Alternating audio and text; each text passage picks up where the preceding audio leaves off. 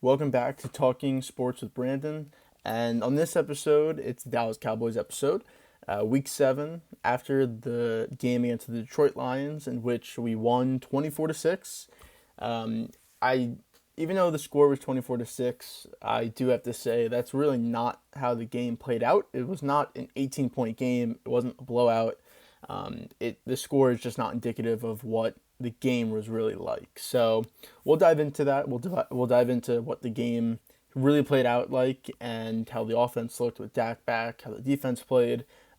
What's going to look forward to in this next week until the bye, and where we are in terms of standings in the NFC and even the NFC East. But we'll start with just going through the drives of the game. But I guess before that, I'll just mention, like I said, Dak was back in this game. So I was looking for, and I said this in the last episode, but I was looking for him to just put himself into Cooper Rush's shoes, just do exactly what he did, and obviously he's the better player and the better talent, so it should be when you need him to make a throw, he can make one. When you need him to do certain things that Cooper Rush couldn't, then he could do it. But for the most part, it's, take what the defense is giving you, don't turn the ball over, rely on the run game, rely on the defense, and just make smart plays. And that's what he did. And he wasn't, particularly amazing in this game. Again, first game back in over a month from a, right thumb, broken thumb.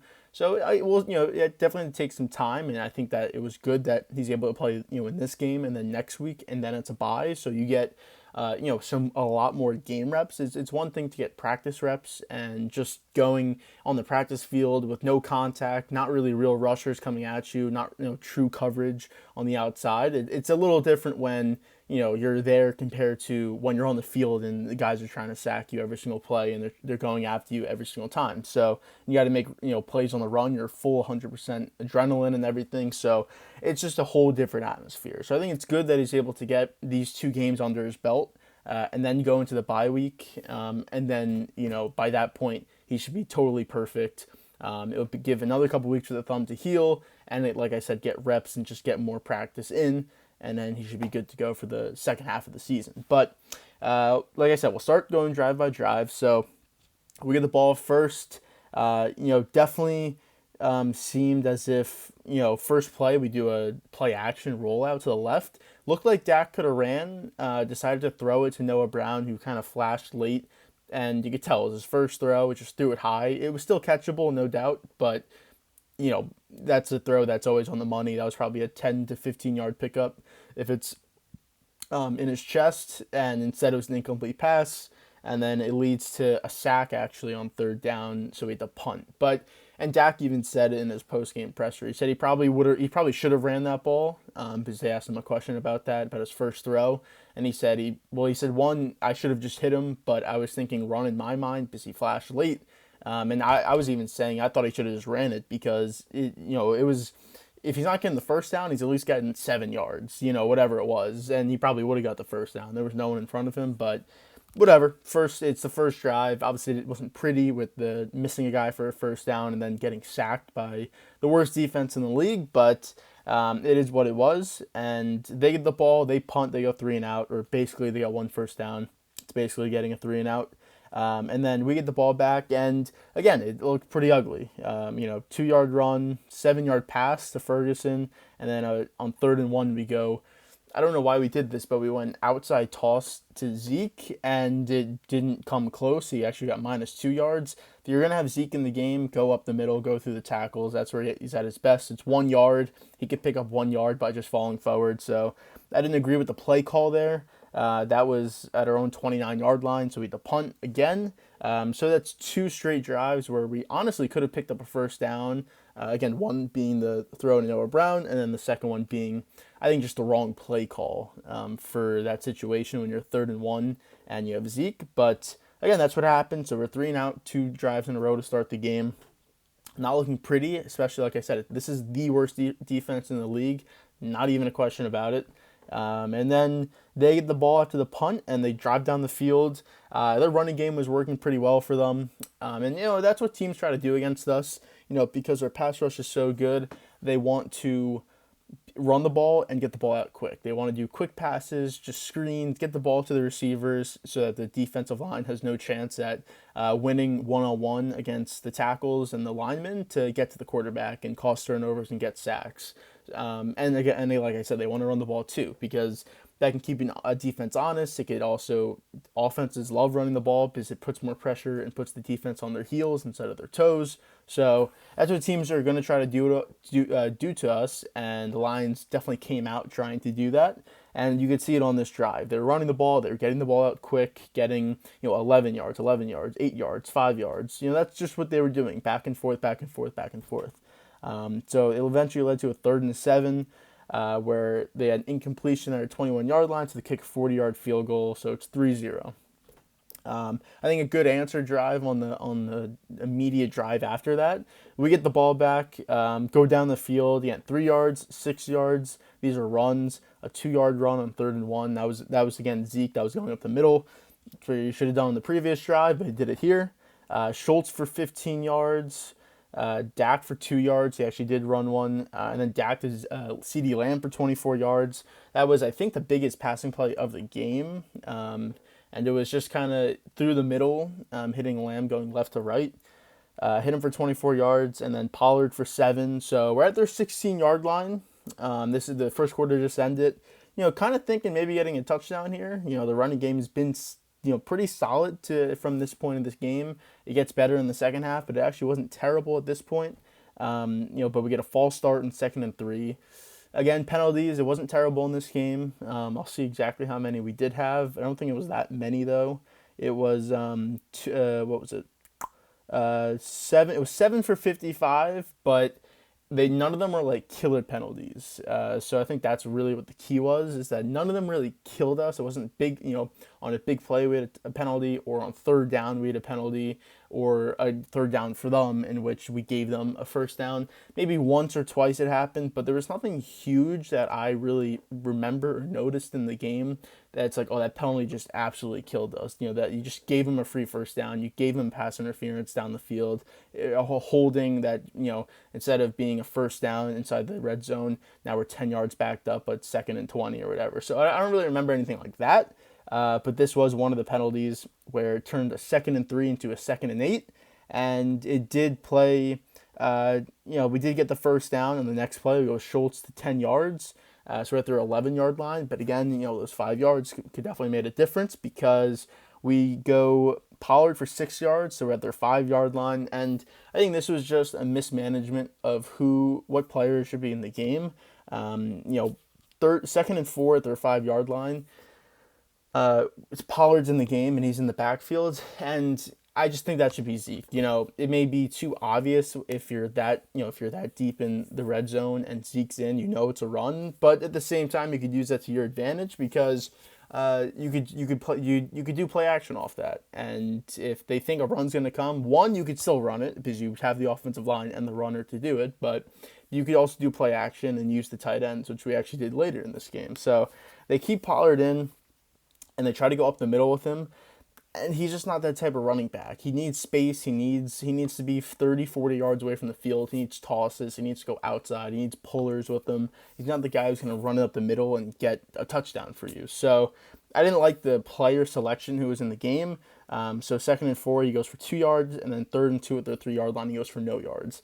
I just think Zeke should have been in the game. I think it would have been a touchdown, and I think it was just the wrong player for that situation. But we had to end up kicking a field goal. We possibly could have went for it. We at least kept the offense out there, but then called timeout and kicked the field goal. I think it was the right choice. You don't get it. They're pinned all the way back, but at that time, it's just get 3 points, get on the board. Just get something going. It's been a whole quarter and we've gone 3 and out the first 2 drives. So just get points on the board just to make us feel, all right, at least we got something out of that drive. It was at least somewhat positive. And on the next drive for the Lions, they come down and they get another field goal. So they go 14 yards to Hawkinson, 4 yards on the run. This is where we get a roughing the passer call. This was not a roughing the passer call. It was on Parsons.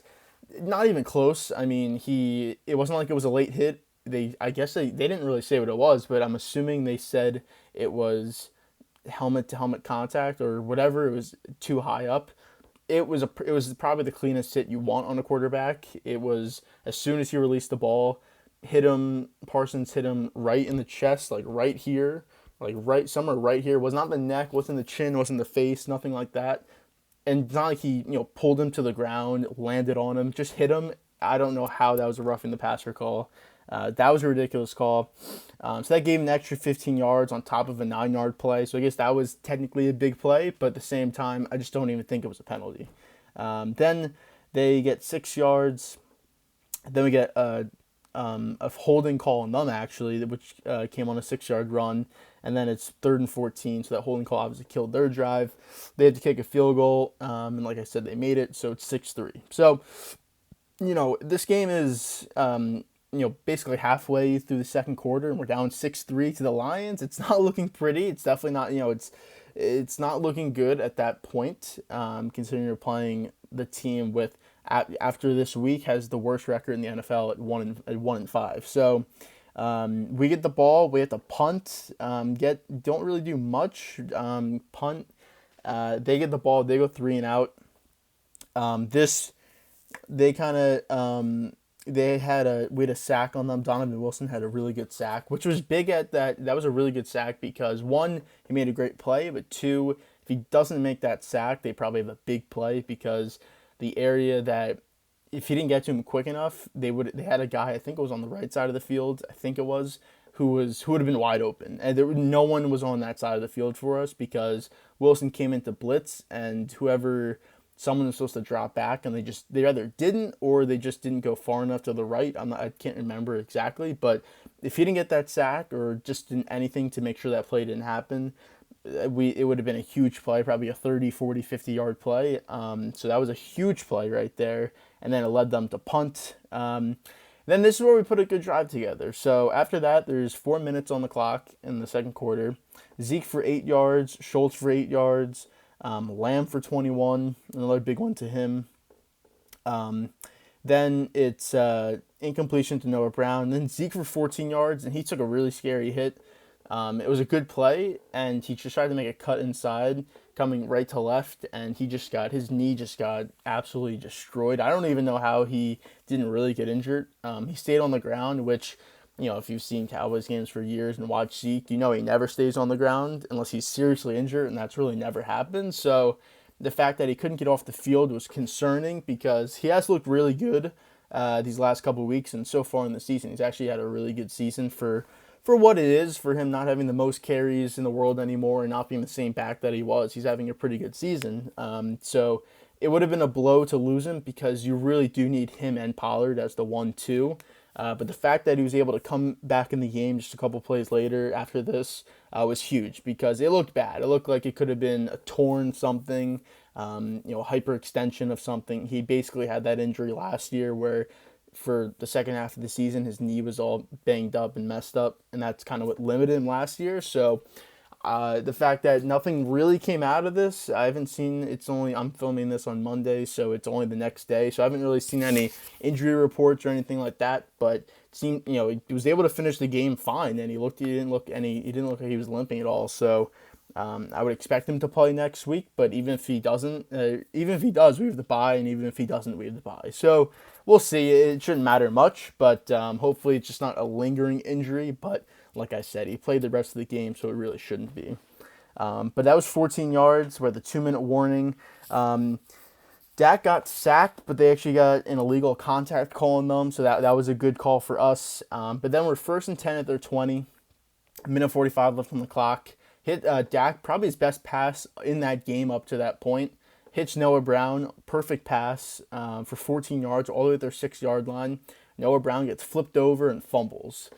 Terrible fumble, terrible call, a terrible time for that. Noah Brown did not have a good game in this one. The fumble, the first play of the game, even though it was not the best pass, he still should have caught it. I think there was another one where he had a illegal block in the back, I think it was, on a run or something. So he didn't have a good game, and this did not help. Again, at the time, we're down 6-3. Lions get the ball to start the second half. it wasn't looking pretty, and that would have been at least 3 points, and that honestly would have been a touchdown. We were inside the 5 yard line. There was no doubt we weren't going to score, to be honest. And he fumbles, and it wasn't more so the hit; it was more so him just flipping upside down. Um, he just fumbled. It's not like he got hit when he was flipping upside down. He just when in the act of him flipping, he fumbled. So that was a killer right there at the time, and it technically still kind of was. But yeah, that happened. They recovered, and then like I said, it was they had 3 timeouts, and they had the chance to possibly do something. They still had just under 2 minutes left. They decided just not to do anything. They ran the ball. They had 13 yards on the first play. I thought at that point they'd maybe go hurry up and see if they could do something, but they decided not to. I don't know if I really agreed with that. I would take it as a Cowboys fan, but I thought that was kind of dumb with 3 whole timeouts. You might as well. You're ready at your 20 yard line. I don't know. Maybe not, but at least see. If you get an incompletion or 2 incompletions, then you could just not do it. But I don't know. I thought that was weird. But going into half, we're down 6-3. So, like I said, they get the ball coming out of half. So it just wasn't looking good. And this is a team that, as I've said in this episode, they had the worst defense in the league, and we scored 3 points and had a turnover. The only turnover so far in the game at that point, and it was on us. But coming out of half, this is where everything started to flip. So, like I said, they get the ball. They go 16 yards first play, 8 yards the next play. So it's not looking good for those first 2 plays. But then they're ready at midfield, and then Goff tries to go deep on the left sideline, and Diggs picks it off. They were saying on the broadcast he didn't. They showed replays of it. It looked like he did. Maybe it could have bounced, but there was never a conclusive enough replay to show that it bounced, and they really didn't review it or anything. They kind of just said that he picked it off, and I think he did pick it off, to be honest. But that's the interception we needed. We needed that interception. His third of the season also. He had a good game in this one. Nothing really happened against him, but that's what changed the momentum. So as soon as we get the interception, we go right down the field and get a touchdown. So it's Dak to CeeDee Lamb for 10 yards, Zeke for 18 yards. That was a good run. I think that's when he, I believe that's when he hurdled over the guy. He did hurdle over a defender. I'm pretty sure it was that one right there. Then Dak to Schultz for 9 yards. Again, Schultz, with Cooper Rush, he didn't really have any rapport. It was more so Ferguson and Hendershot who were doing a lot of the playing. And Schultz was injured, to be fair. But in this game, I think he was 5 for 49. I think he was in this game. And him and Dak always have a really good, connection. Whenever they play together, it's always, on the bootlegs and on the rollouts and on the play actions. He's always finding Schultz. And that was basically what was happening. He was just finding him all the bootlegs and play actions. But so that was good, 9 yards there. So we're ready over midfield. Then Pollard for 28. And I had a feeling as soon as that play was happening, Pollard was in the game. And it seems like whenever we're just over midfield, it's gonna be a running play if it's first down. And it always seems to be Pollard's on the field, and he's just gonna break something. I had a feeling he was gonna break something. You think of the Rams touchdown, like that's basically exactly what it was. It just seems like he always seems to have a knack for having touchdowns like that, or at least big plays from that that spot on the field.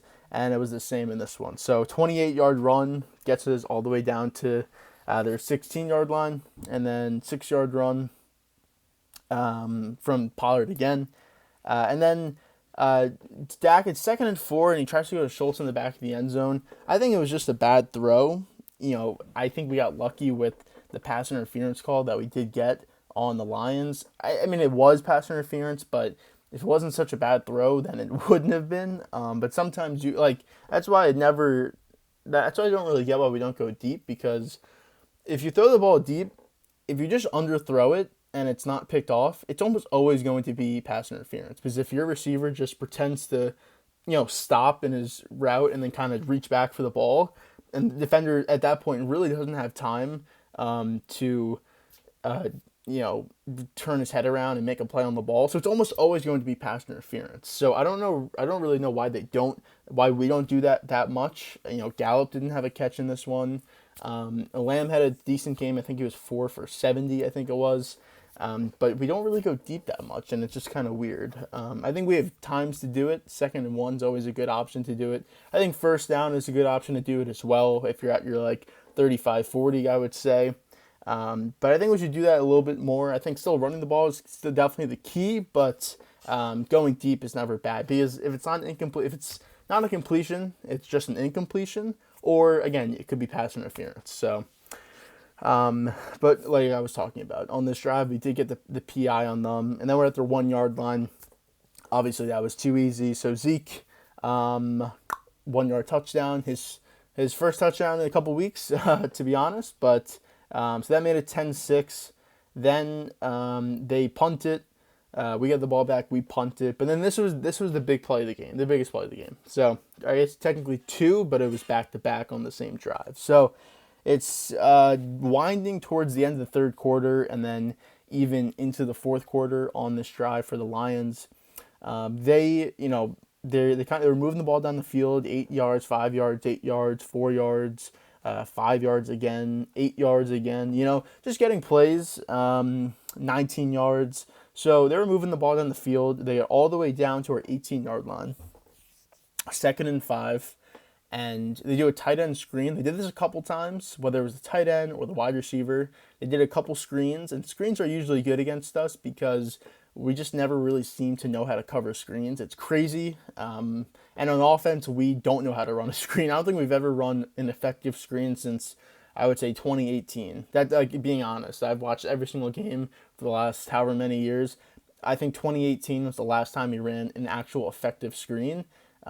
Which is sad. But every team seems to know how to do a screen against us. But on this play, this was just Micah Parsons being Micah Parsons. So it's they do the screen to his side. He recognizes it early enough, but it's more so he just uses speed. I mean, the tight end, he has blockers, a wide receiver to his left blocking the corner, and he has 2 offensive linemen in front of him blocking the linebacker and safety, I guess. But it's a wide open, it's a touchdown. It's literally a touchdown, no doubt. They'd go up 13-10. It's guaranteed touchdown. And it would be kind of heart-wrenching because there'd be 12 minutes left in the game and we'd be down 10-6 to the Lions at home. But Micah, just an insane play, tracks him 20 yards down the field, tracks him all the way down, outruns actually everybody on the field by probably 5 seconds, gets him down at the 1 yard line on an incredible play. It was close enough to possibly challenge to see if he got in the end zone. They didn't challenge, but I think they would have lost it anyways because the call on the field was he was down at the 1, and I don't think there was enough to overturn it. Even if you thought he was in the end zone, I don't think you could have overturned it. So you need conclusive evidence. I don't think there was that.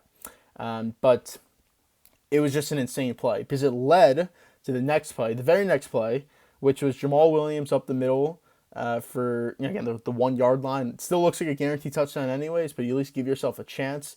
And DeMarcus Lawrence punches it out, and he made a great play. If you ever find the video on Twitter, which you easily can, it's the camera that's up top looking behind the Cowboys defensive line, looking at the Lions offense. You're facing the quarterback.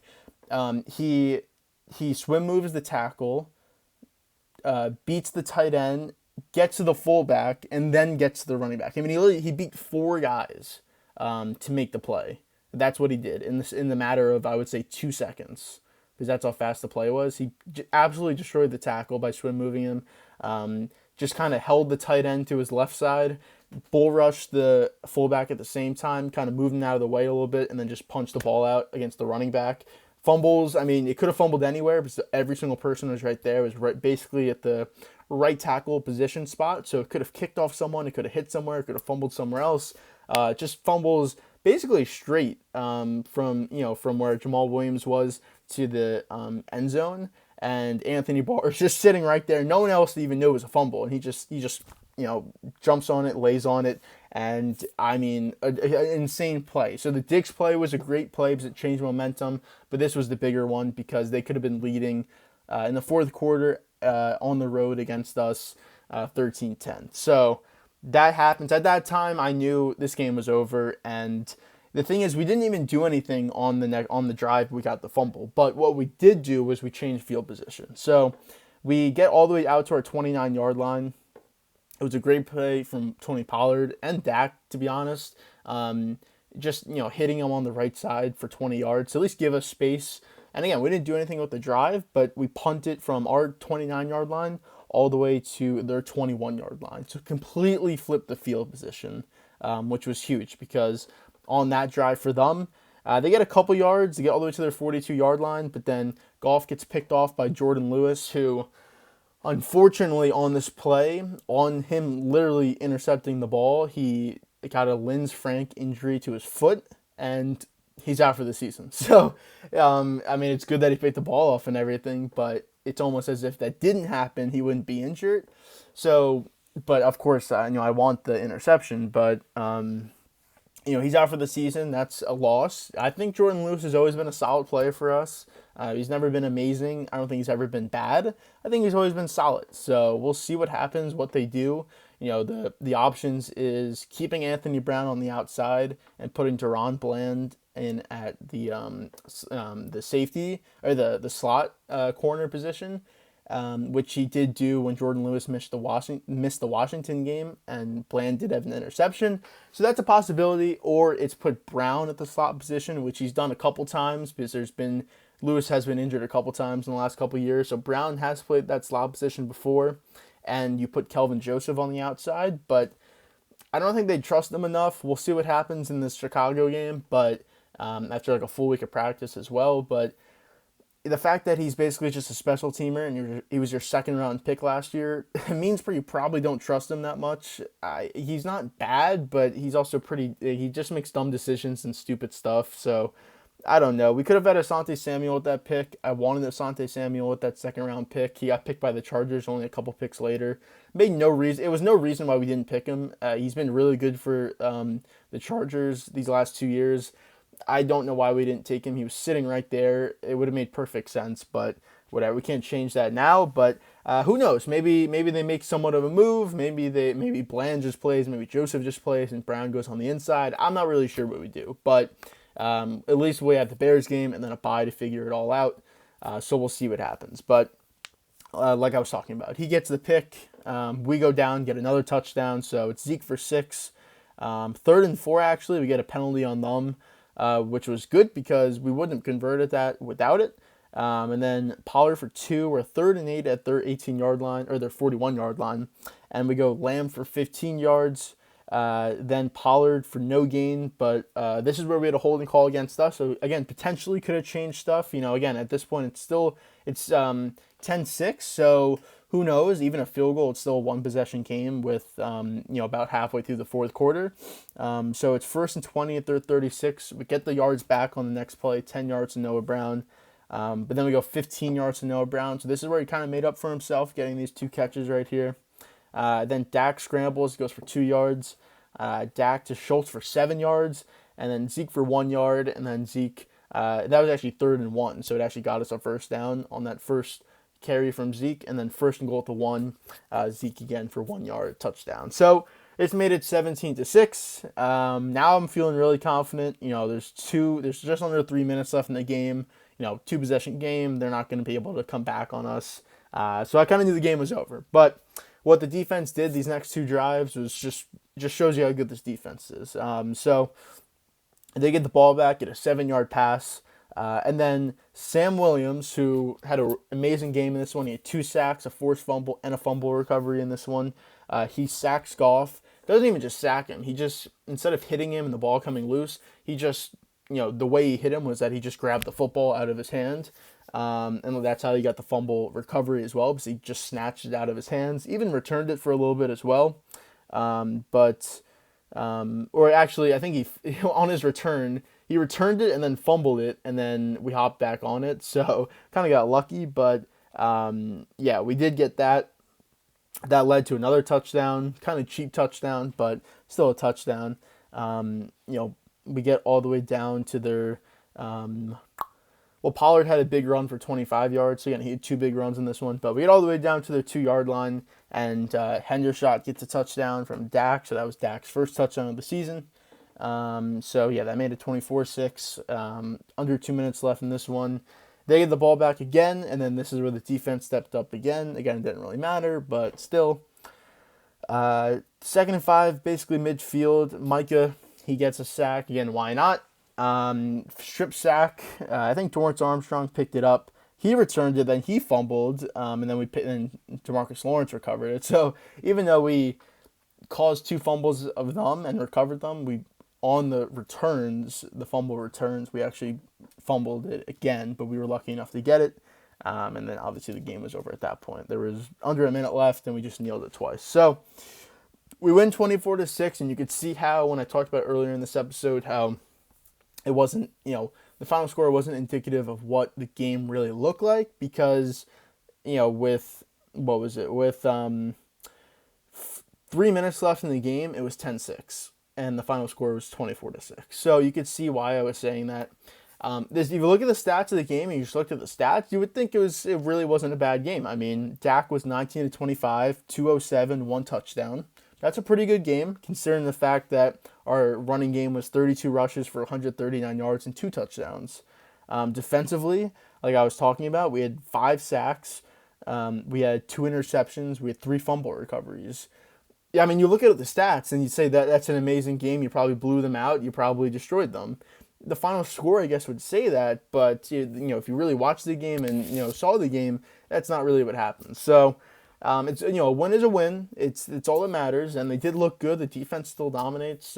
Even the Eagles game, like the defense was really good, except for one drive where it was 20-17. They let up the touchdown drive. Everything else, you couldn't even really blame on the defense because the Eagles were starting on our side of the field every single time. Such short field. They were on the field basically the entire first half. The defense was dead. Like, I couldn't even really blame the defense for that game. It was just the one drive, which they knew that. They blamed themselves for that one drive. They used it for this game. Just to say who got the sacks, it was Wilson, it was Parsons, and Sam Williams had the 2, and then Dorrance Armstrong had another. So, which really, that Dorrance Armstrong one was Micah's sack. They'll probably change that in the upcoming week, but that was definitely Micah's sack. But we'll see if they change it. It doesn't really matter, but in terms of Micah, he would have eight or 9 sacks I think for the season. Then I think it would be 8. So that'd be good. But and then one other quick shout out, Kevontae Turpin. He had a 52-yard. I think it was punt return. I don't know if it was a kick return or it was a punt return. He's just great. He's such a weapon out there. If you kick the ball, kickoffs he didn't have any to do today, or in this game. But punt returns, he was 2 for 66. So even the other one that he had was 14 yards. Like, that's a huge difference. That's a first down and a half right there, 14 yards. So it just gives you less field to work with now. Even though on the punt return, I don't even think we did anything. I think we punted because that's when Dak got sacked and we got out of field goal range. But it's at one point he's going to break one for a touchdown. The last couple weeks he's been close. He's just getting tripped up or he's just running into traffic. But he's going to break one, or at some point we're going to capitalize on touchdowns, not field goals and not punting it, but touchdowns for his punt and kick returns. But next week we have Chicago. They play tonight, which is Monday night, against the Patriots. So they're on a short week. They're coming to Dallas. We're already in Dallas. So it's easy. You're already playing an easy opponent, and you have more of an advantage now because they're a short week and traveling. It's the Bears, all they can do is run the ball. So I wouldn't expect a lot of sacks in this one.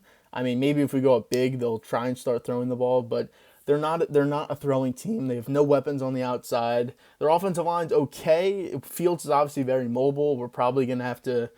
It's going to be hard just to rush everyone because that middle is probably going to open up and you'll probably be able to run through it and make plays. But even still, he's probably going to turn the ball over. They're probably not going to move the ball that much, and their defense isn't that great. So I think this should be an easy win. I think that this game you'll really see the offense look better, where the running game still looks good like it has been, but Dak will just look more comfortable controlling the offense, and he'll just look more confident. I think that's really the key. And I think he even said it. I think he said it took him some throws to get in and kind of feel himself in the offense. But with another week down, I think he'll feel better. So we'll see for that game. This again, we're 5-2. Can't complain. I said as long as we're 6-2 in the bye, it's all that matters. We faced the Packers first game out of the bye, who have looked awful. So hopefully that continues, and maybe that gets a win in Green Bay, which would be big. But if we're 6-2 going into the bye, it doesn't matter what the Eagles do or the Giants do. I mean, the Giants are 6-1, Eagles are 6-0. They had a bye week this week. If they win their games, they win their games. I can't say anything. I can't say anything about their schedule. As long as when we play them, we beat them, which we play the Giants on Thanksgiving in Dallas. I think we should be able to win that game. I don't think the Giants are that good. I think they're just somehow pulling out these wins, and I've said it this whole entire season. But then we played the Eagles a little bit later. But if we don't win this division because the Eagles went 14-3. What can you say? And we went 12-5. What are you supposed to talk about? What are you supposed to be mad about? Even if you go 13-4, it's So we'll see what happens. But as long as you just keep winning the games we're supposed to win, our schedule is decently easy. I think the only tough games we play is really the Eagles and the Vikings, I guess, because we're on the road in Minnesota. But we'll see what happens when we play those games. We play the AFC South coming up. We still have to play.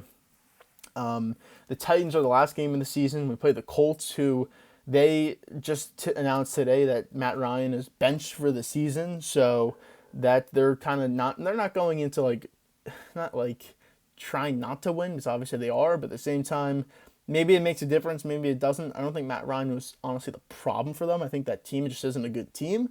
But we still have to play them. We still have to play the Texans. We still have to play the Jaguars, who the Jaguars, they have talent, but they're not good. They're just dumb. They make stupid mistakes. So, we should be able to win a lot of these games coming up. That's all I'm saying. But we'll worry about that later. I'll see you next week. Thank you for this episode. Thank you for watching. And by the time I see you next week, hopefully we're 6-2. Then it's the bye week. I won't do an episode then. I'll do. I may do a preview video for the Packers video, but who knows? I'll see. But yeah, I'll see you next week after the Bears game. Where hopefully we're 6-2. So thank you for watching, and I'll see you next week.